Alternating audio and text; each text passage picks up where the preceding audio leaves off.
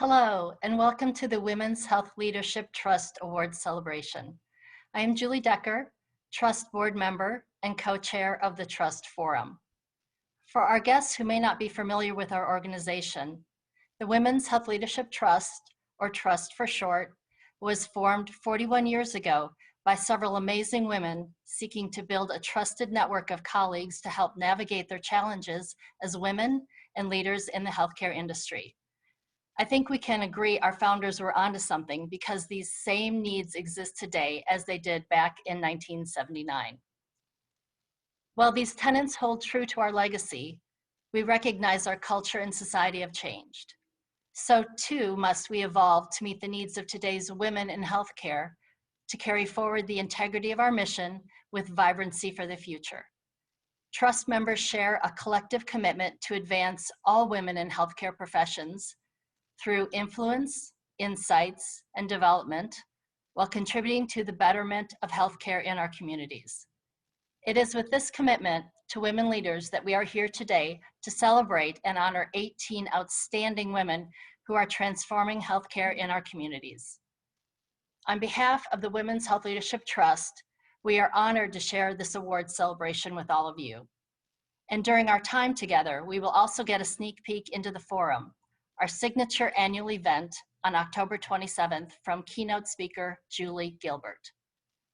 But before we get started, let's go through a few Zoom logistics. You will have the opportunity to send questions for Julie Gilbert through Zoom's chat function. You can send those at any time during our program today. You may also use the chat function to join in the conversation virtually with your comments, thoughts, and congratulations along the way.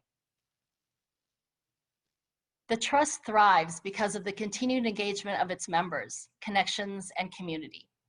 This includes the ongoing support of generous sponsors who have made such events as the Forum and today's award celebration possible.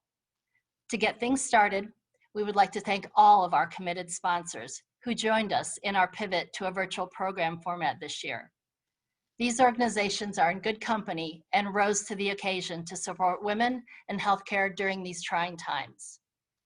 We also give special thanks and recognition in ascending order to our key sponsors for today's award celebration and the forum, which include capstone sponsors, Health Partners, and Prime Therapeutics, cornerstone sponsors, Davis and Children's Minnesota, keystone sponsors, mHealth Fairview, Blue Cross Blue Shield Minnesota, United Health Group, United Healthcare, and Optum. And of course, our keynote sponsor, St. Catherine University. As professionals in the healthcare industry, we are accustomed to change. However, as women and as leaders in healthcare, we've all deeply felt the impacts of this past year personally and professionally. Our trust members work together every day so we can all rise through challenges such as these. Together, we have more than 450 members who bring their leadership, experience, and passion to the table every day to empower themselves, mentor others, and support those we serve. This is powerful, as together we are stronger and together we rise. And that's true of the forum as well.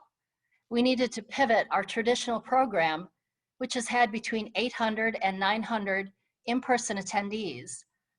While there's no denying we missed the opportunity to meet in person, we remain steadfast in our commitment to celebrate women in healthcare.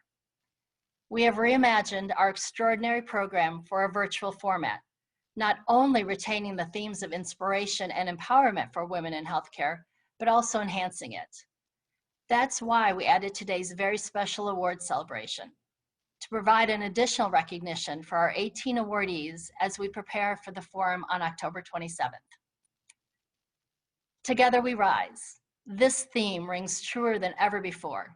As we focus on resiliency and overcoming challenges, we also focus on the power to hold not only transformation of ourselves, but to change the health of our communities.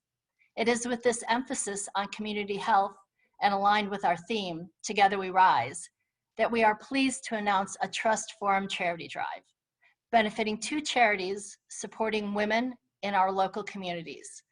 Second Harvest Heartland, and the Domestic Abuse Project.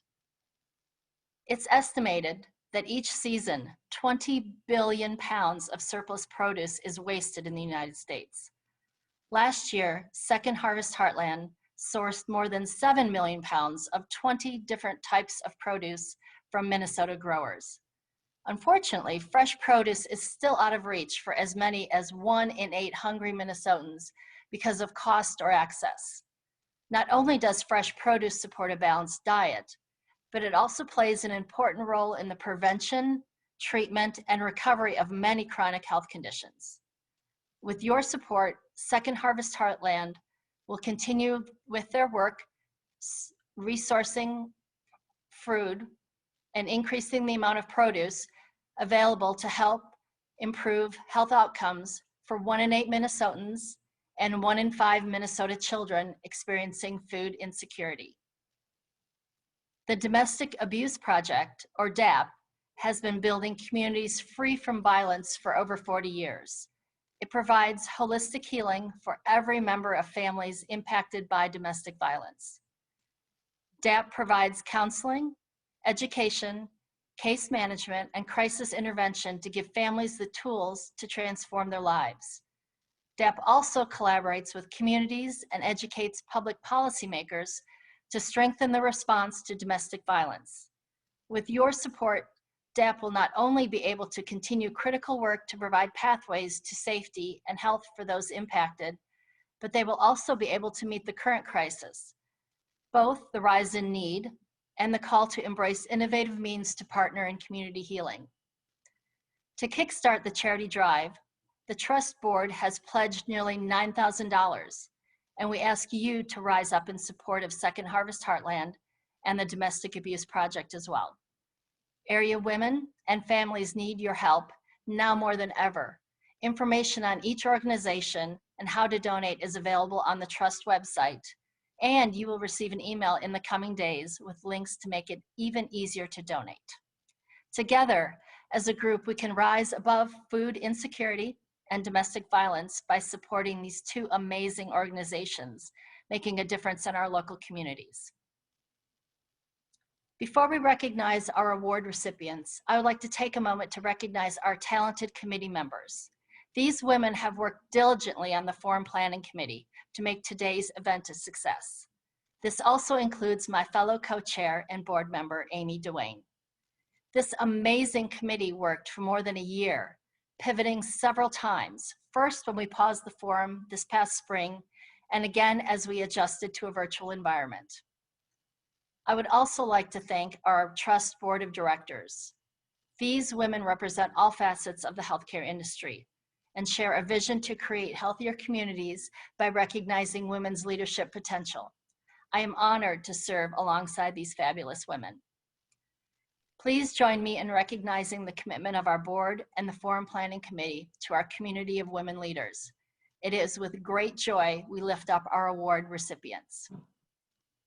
It is now my pleasure to introduce Mary Walsh, Trust Board member and champion of our awards process, who will introduce our categories and recognize the award recipients. Thank you, Julie. Now it's time for the 2020 Trust Forum Awards. Before we introduce the 2020 recipients, there's a very important group that deserves our thanks and recognition, our talented and dedicated judges. This distinguished group generously gave their time to carefully evaluate the nominations and make difficult choices from a slate of very impressive contenders. Our 2020 judges are Frank Jaskulke, Vice President of Intelligence at Medical Alley Association, Jana Johnson, Staff Vice President of Operations at Anthem, Jen Meister, President of Methodist Hospital and Vice President of Health Partners Home Care and Hospice, Teresa Pesch, President of the Hennepin Healthcare Foundation, and Dr. Mark Steffen, Vice President and Chief Medical Officer at Blue Cross Blue Shield of Minnesota. Thank you, judges, for your time, careful consideration, and support of women leaders in healthcare. Now to the awards. Today, we are thrilled to recognize 18 women leaders in healthcare who were nominated by their peers and are paving the way in the following 5 areas. Volunteer and community engagement. This award honors the unsung hero who donates her time to support community health initiatives. The recipient of this award are Cindy Bayer, Alina Health, and Susan Schuster, Blue Cross Blue Shield of Minnesota. Next, our Leadership Award celebrates women who are viewed by their team, peers, superiors, and business partners as exceptional leaders who exhibit qualities such as imagination, creativity, resourcefulness, encouragement, and a focus on achieving results. The Leadership Award recipients are Kristen Edsel, Optum; Melissa Fors, Hazelton Betty Ford Foundation; Mary Johnson, M Health Fairview; and Deborah Rudquist, Amory Hospital and Clinic. And now we recognize the women who are leading technological advances in healthcare that improve health outcomes, patient care, and/or business impact. The Innovation and Technology Award recipients are Caitlin Kelly, Health Catalyst; Lisa Lavin, Care; Patty Post, Checkable Medical; and Carissa Rollins, United Healthcare. The Trust Health and Wellbeing Award honors women who are advancing the health and well-being of individuals, organizations, and communities. The award recipients in this category are Dr. Joko Farah, People Center Clinics and Services; Gail Tooley, Spinning Babies; Fong Yu, School of Nursing, University of Minnesota; and Dr. Diana Cutts, Hennepin Healthcare. Finally, our Collaboration and Partnership Award honors women who are building partnerships with an organization or are forging collaborative external relationships that address a common goal where both parties benefit. The Collaboration and Partnerships Award recipients are Rebecca Egbert, the Mother Love; Sian Faulkner, the Masonic Cancer Center at the University of Minnesota; Rachel Lesh, Centricare; and Teddy Potter, School of Nursing, University of Minnesota. Although we are unable to be in the room together to hear our collective applause, I hope each and every awardee knows how much we celebrate you. One of the special elements of a Reimagine Forum event is our time together today, which is just focused around the amazing accomplishments of our award winners. We are very happy to share the following 7-minute video that recognizes each woman and provides a snapshot of her award-winning nomination.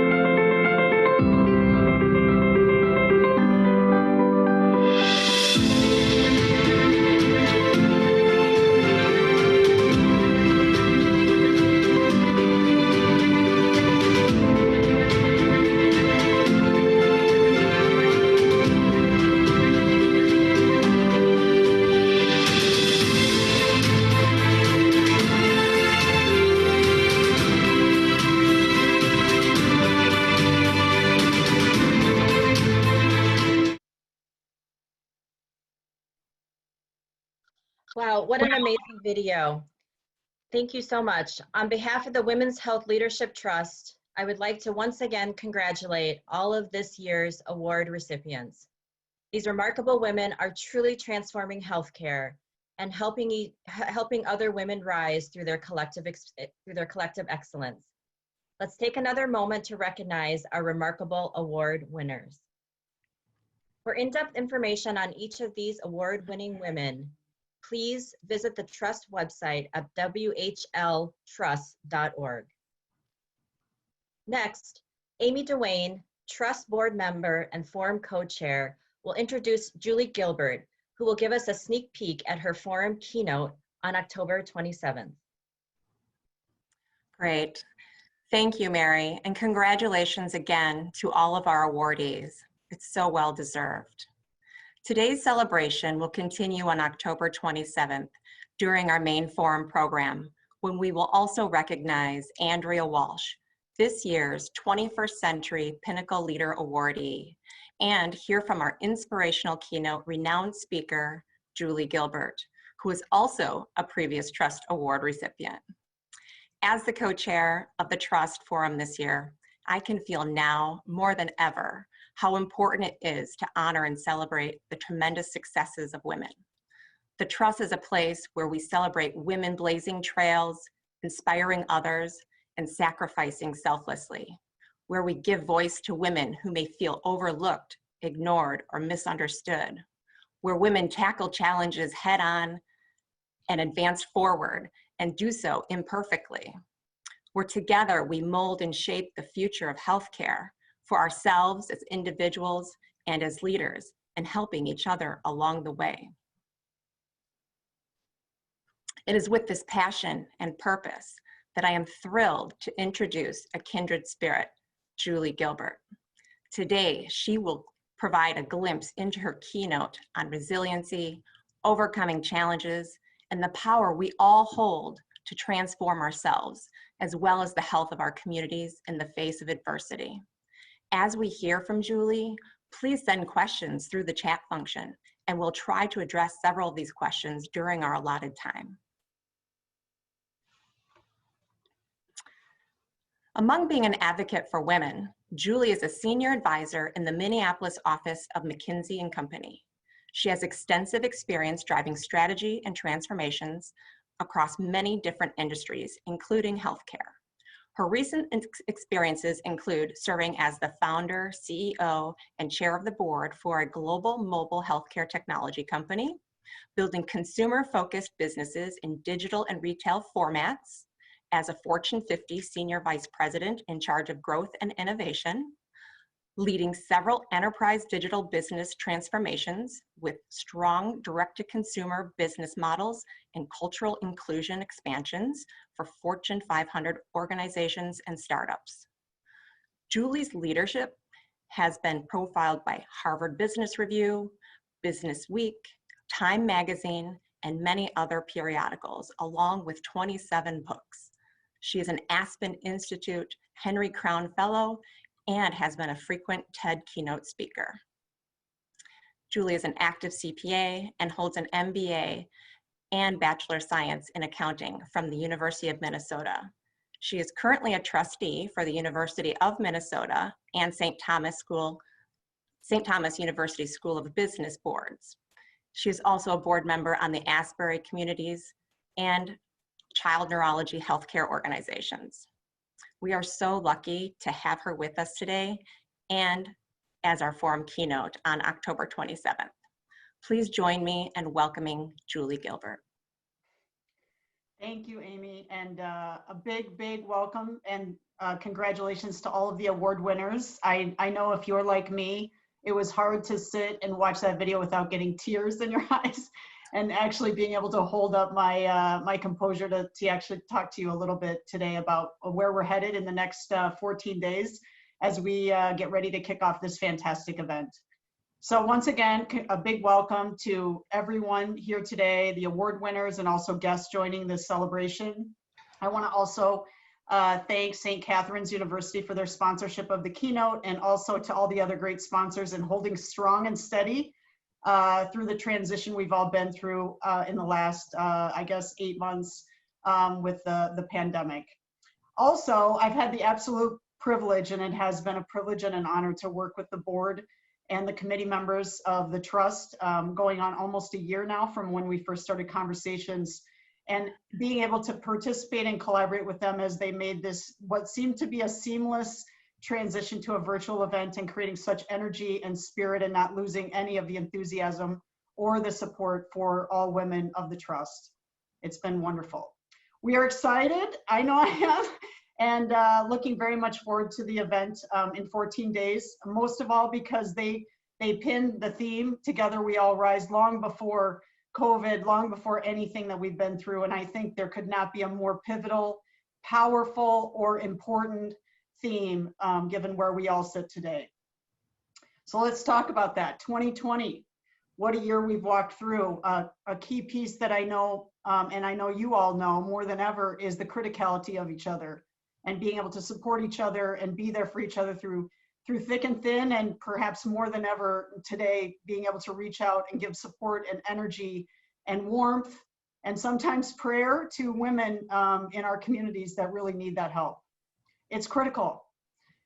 Reaching out through texts, Zooms, good energy, happy hours, whatever it is, we all need to continue to do that. And I think yesterday being World Mental Health Day, we need to take a pause on that and also just realize that everyone needs that support.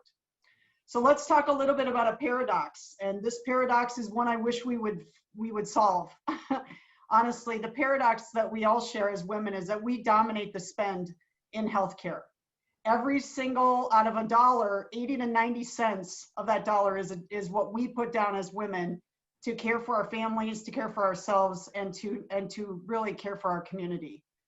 The second thing that's an odd one as we add up on the basket here is that we are in the process of shifting to ourselves. $30 trillion in wealth and assets are going to be in the hands of us, women leaders.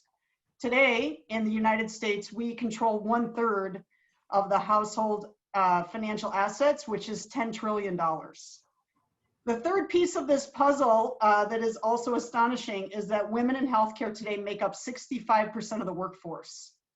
So if you think about 100 people, almost 70 out of 100 are women at the front lines and at the physician level, making things happen, as well as the senior suite that you all occupy in healthcare. But the piece of this that makes absolutely no sense to me and will make no sense to you either is that of the CEO positions in healthcare, in spite of everything I just told you, we only occupy 13%. And that, frankly, in 2020 needs to change. In the 6th year of collaborating together, recent research from McKinsey and the Lean In's organization, Women on Workplace Report for 2020 has produced some very concerning data. And it doesn't look like we're gonna make up this gap that I just mentioned unless we really mobilize together. For every 100 men promoted, only 85 women receive the promotion. And an even larger gap exists amongst women of color, with 58 Black women and 71 Latinas. The report is based on data and insights from 317 companies employing more than 12 million people, and survey responses from 40,000 individual employees. In addition, this report showed that 1 in 4 of us is considering downshifting our careers or leaving the workforce altogether. And for those of us that, and I know every single person on this call is dealing with all of these issues or some combination of tending to kids in virtual or hybrid schooling, parents or relatives in need of care, our own personal health challenges, domestic partner issues, or even domestic violence issues. Even before COVID existed, according to a recent United Nations report on women, domestic violence was already one of the greatest human rights violations. In the past 12 months, 243 women and girls across the world have been subjected to sexual and physical violence.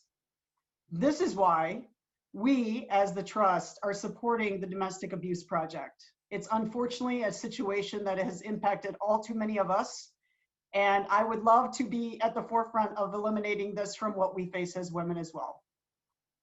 And all the other requirements in life that tend to land with us every single day, including figuring out how we're going to feed our families, make lunches, lead our companies, build teams, and deliver the outcomes. It's created tremendous daily anxiety and frankly feelings of, I don't really know if I can do it. Almost 3 out of 4 of us cite burnout as a primary reason. I was struck as I was thinking about what I was going to say today to hopefully motivate you, which I plan to do, is our incredible former healthcare leader pioneer, Dr. Antonia Novella, who was the former General Surgeon of the United States under President Bush in 1990. And as I read her words, unfortunately, and I think you'll agree, they're incredibly powerful, but they hit me really hard because unfortunately, she said these in 1990, they still hold true today. She said, as women, we need to think like a man, we need to act like a lady, we need to look a lot younger than we are, and we need to work like a horse. I'm going to repeat that. We need to think like a man, we have to act like a lady, we have to look a lot younger than we are, and we have to, at the end of the day, work like a horse. I feel this every single day, and I'm sure that you do as well, as you try to figure out how to lead and also care for your families. The truth is, the only way we get out of this and get out of it with strength and dignity and all of the great energy that we all share is we bond together. It's the only way. It's the only way is together we all rise. We unify our strength to be in a zone of resiliency, of courage, of fierceness, of forward momentum. We all struggle. We all have really hard things to deal with in life. But you know what? Reach out to one girlfriend that you have and have a conversation, get off the phone and say, you know what? I'm going to do it. And I know that she will be right there to support me as well. We'll get into a whole lot more of this, both on the critical leadership responsibility we each have and also other interactions in the 14 days from now, which I can't wait. But what I'm here to tell you is that not only should we know that we can, but we need to know that we will, and we will together. We owe it to ourselves and each other, and also the amazing trailblazers like Ruth Bader Ginsburg, who went before us to lift us up. On that note, I wanted to highlight Elizabeth Blackwell, a name that you may not have heard of for a long time and perhaps never have. But in 1849, yes, 1849, not 1949, but 1849, she applied to go to medical school. The admissions committee thought it was a prank because she was a female.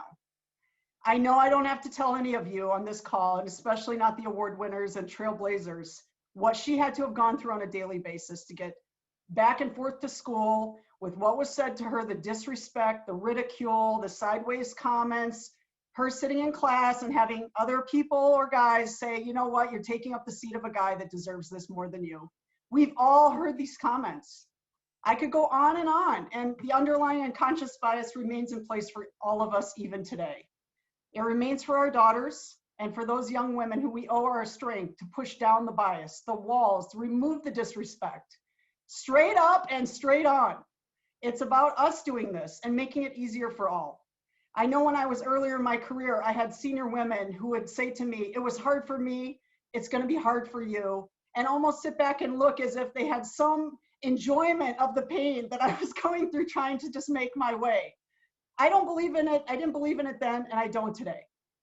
It's up to us to make it easier, and it needs to be easier. Instead, like Elizabeth, where she pushed forward through fire in spite of being exhausted, overwhelmed, and full of anxiety every day, she shattered the status quo. She paved the way for other women who wanted to be doctors like herself. We need to do the same. We need not to be interested. We need to be committed. We need to be committed to each other. And commitment means that you look at each and every single interaction you have every single day to lift a woman up to a new level, to get her a new job, to get her a promotion, to get her a board seat, to open the doors to an investor, an angel investor, private equity, a new entrant into a business to further the forward momentum of her professional career and her business. That is a commitment, not a nice to have. It's not being interested, it's being committed. If you sense a woman is down, reach out to her, lift her up, build her confidence in life as well as leadership. And it starts with us. I last saw there were 237 women on this call, and perhaps a whole lot more if you're in a room together. And I know for one and for all that we can do it. Truly, women need to be at the tables where the big decisions are being made. We give birth to life. And by doing that, we have a completely different biological, intellectual, and emotional wiring than any guy, much as I love the guys too. Our voices bring different outcomes, and we bring outcomes benefiting all. Without entrepreneurs that happen to be women, we will not be able to change it for everyone. And that's exactly what we're responsible to do as leaders. I want to congratulate the 18 amazing recipients and truly thank each of you for taking the strong and courageous steps that you did to pivot your careers, take the risk you have to create a new future for each and all of us. To add respect to each of the award-winning fierce leaders, I want to celebrate each of you and give you perhaps the most respect I can by calling out your name personally. As I do, please think of 5 to 7 individuals that come to your mind of people who had lifted you up through the process of your journey. And I also want you to think of and write down on a Post-it 5 to 7 young women in your neighborhood that are your nieces, that are little girls that need to be motivated, that need to see a future possibility, that need to see where they could be if they just try and work hard and make it happen. And I want you to invite them to the event on the 27th. I want you to show them the possibilities of the amazing women here. I know they're going to feel the energy, they're going to get the courage and the strength, and they're going to feel the community of support that exists. And I know all of us would have loved to have felt the same thing when we were 7, 8, 9 years old. Here we go. Huge congrats to Cindy Bayer, to Susan Schuster, to Kristen Edsel, Melissa Force, Mary Johnson, Deborah Runquist, Caitlin Kelly, Lisa Lavin, Patty Post, Carissa Rollins, Dr. Joko Farah, Gail Tully, Fang Yu, Dr. Diane Cutts, Rebecca Egbert, Cian Falconer, Rachel Lesh, and Teddy Potter. Congratulations, and I'm thrilled and honored to engage with you on the 27th. I plan to bring in a whole lot more than today to that event and believe more than ever that truly together we indeed rise. Thank you.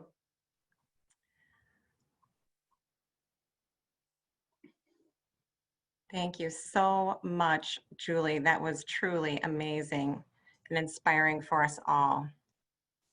I think what we would love to do is take a few minutes to maybe have a couple questions for Julie. I know there are a couple in the chat box.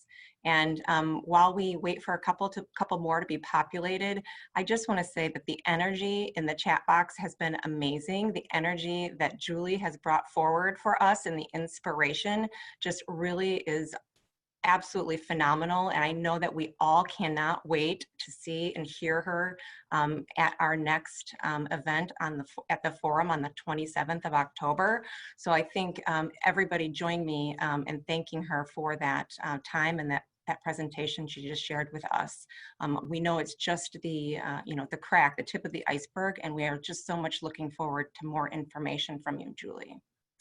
So let's do this. I'm going to start with one question. I see some questions coming in, but I'm going to start with one because you mentioned, the amount of burden, anxiety as women in general, let alone now the time of COVID and the challenges we face today.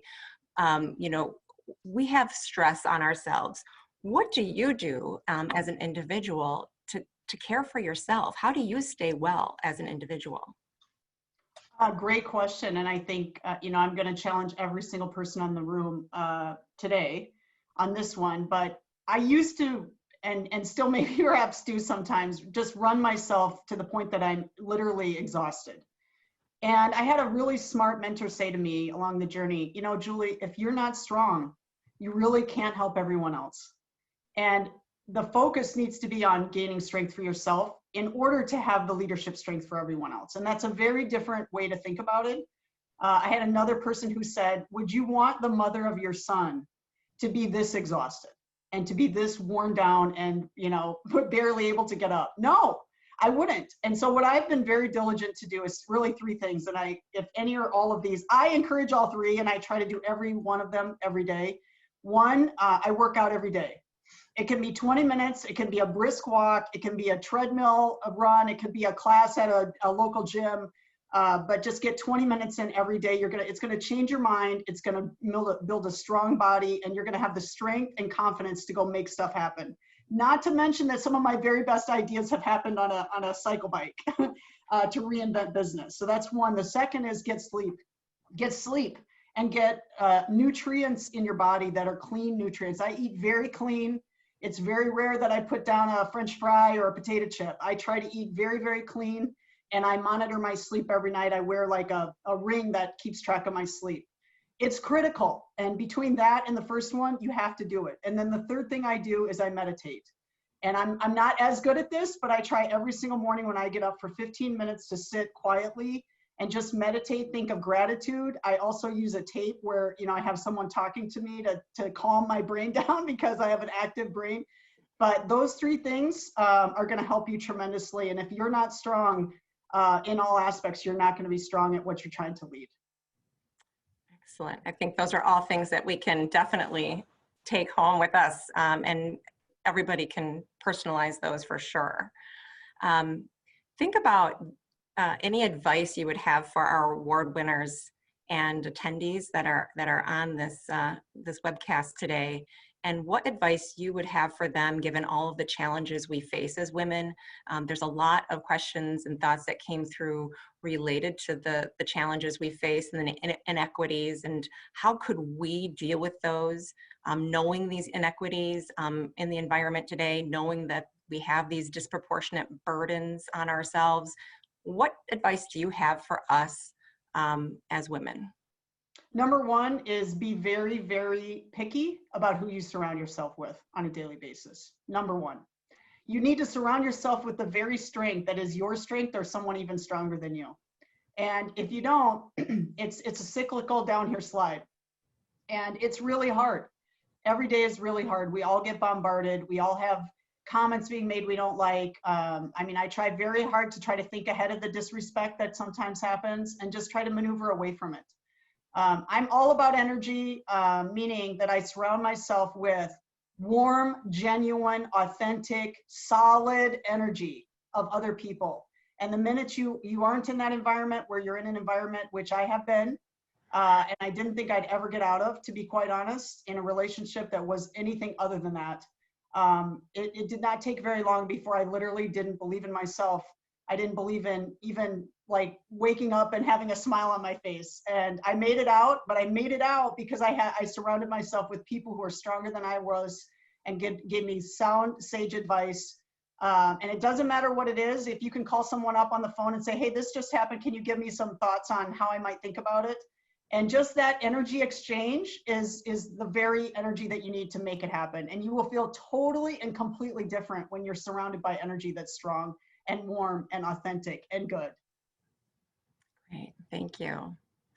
Here's one from the audience around work-life balance. How about suggestions for that? People who have families, they're juggling, working full-time, maybe even now with educating children at home and working from home.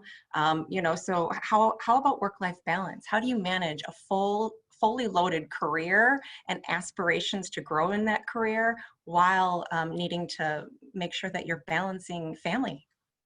Can I have another question, please? I know it's probably very hard. This is one that I've struggled with my whole career, I will be honest. For a lot of reasons, and I look back now on why I worked as much as I did, which was extensive for a solid 15 to 20 years of my career. I was a workaholic, there's no question. I believe now the reason I did it is I think it's the very reason we're here.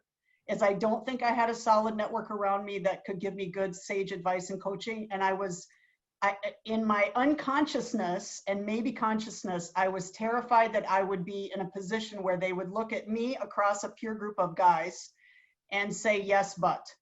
Yeah.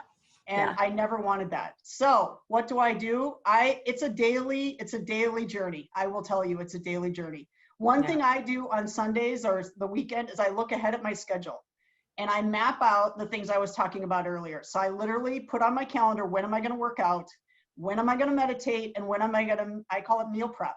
And I cook extensively on the weekends so that I have tons of food in the refrigerator so that my son, when he's doing homeschool, can just go warm something up. Even I cook pizzas ahead of time so that he can put it in the microwave. And you have to pre-plan and prepare. And if you don't, you're going to be massively stressed out. You're going to work too much, etc. The other thing I do, and I just started a new position at McKinsey, and McKinsey is not known for light hours, but I'm very diligent to say, I have a son, and my son needs me in the evening, and I need to be with him.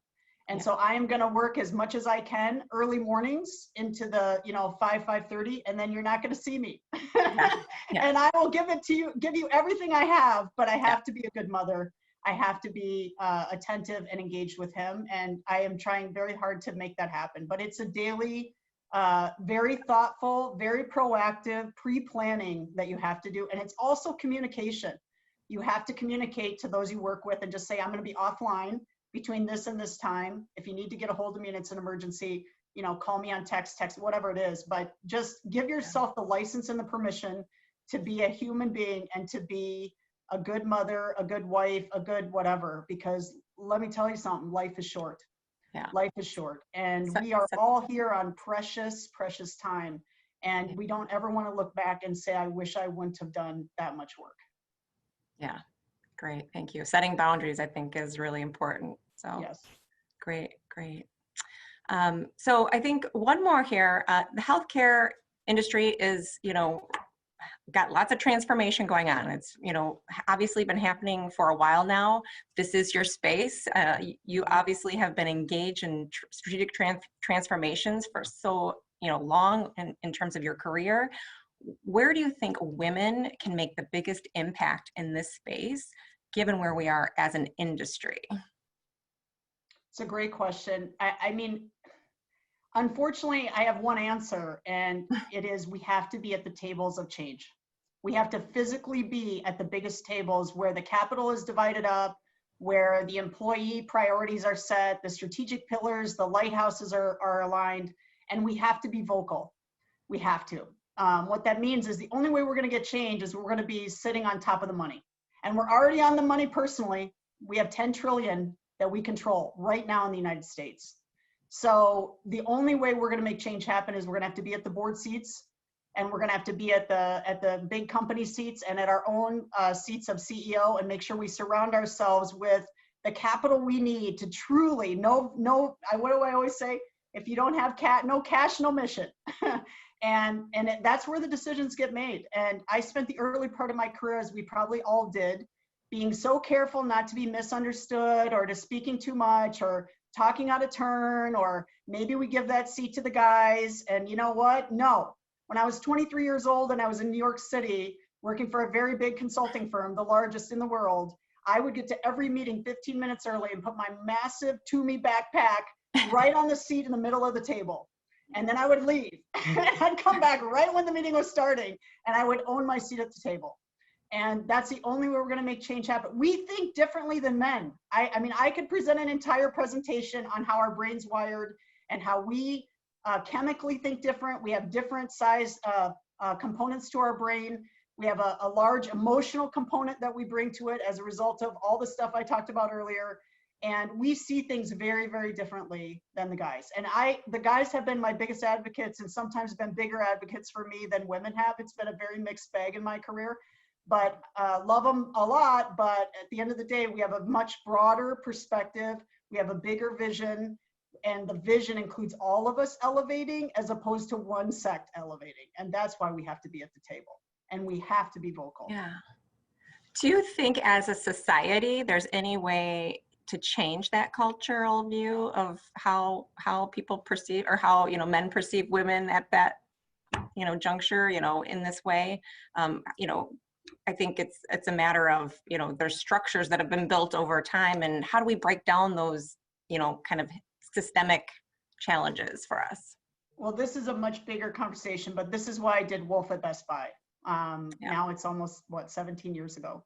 Yeah. Before there was any data at all. And I knew intuitively that the only way we're going to make change happen in any kind of a networked organization or society is the guys have to feel it too. They have to feel what we feel. And that's why, and I could go on, but building teams of female consumers and employees and deliberately building them of 10 women and 2 guys every single time. 10 women and 2 guys. And the 2 guys were guys that were in the Good Old Boys Club, and they were highly regarded. And they, for the first time ever, realized that they didn't know if they should say what was on their mind. They didn't know if they fit or they didn't fit.